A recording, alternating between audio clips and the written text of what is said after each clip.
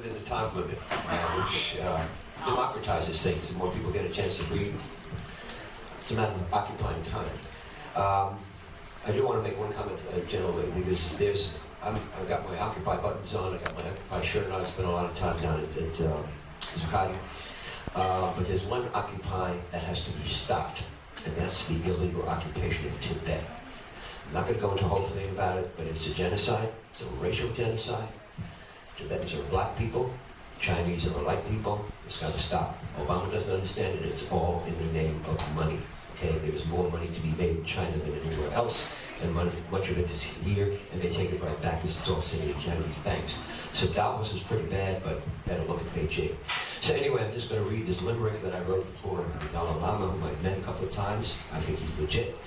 If they get their hands on him, he's a dead man. So, but there's one reference that may be unfamiliar.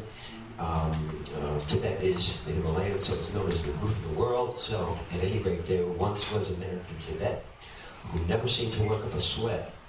And although he slept on the roof, he was never aloof. All he said was, please don't forget. So free Tibet, and thanks to you and Bob Holman. Bob Holman does some really good stuff on Tibet too. We're thankful for Washington. Thanks again. Good night. Tom Weiss. That's a professional poet. That's a little radical as well. Derek, are you here? Yeah. All right. Welcome to the stage, please. Derek. Keep our energy up for these performers here, people. Let's do it. Give some love. Give some love.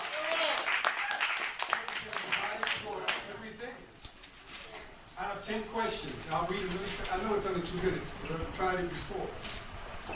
Did a perfect, omnipotent, omniscient being of undetermined origin and form create all there is, and does that entity have dominion over all creation? And has all space, all energy, and all matter existed always?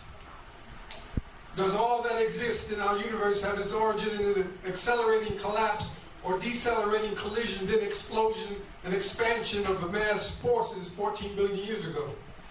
Did these exploded mass forces, our universe, expanding into the most vast megaverse over the course of billions of years, differentiate into hundreds of billions of galaxies, each with hundreds of billions of stars, planets, and lesser cosmic masses? Did the solar affected electrochemical conditions on one planet, in one star system, in one galaxy in our universe spark life? Did this spark of life evolve through 5 billion years from protoplasmic slime into myriad aquatic and terrestrial forms, culminating in the extremely complex, technically adept, yet essentially dysfunctional human species?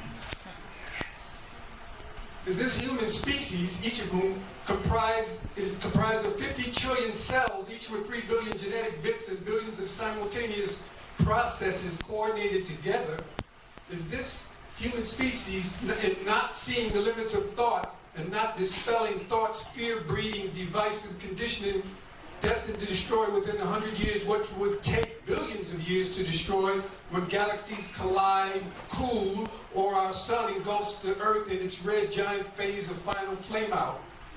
Does this dysfunctional human species take the glorious gift of life and the astounding, fortuitous, and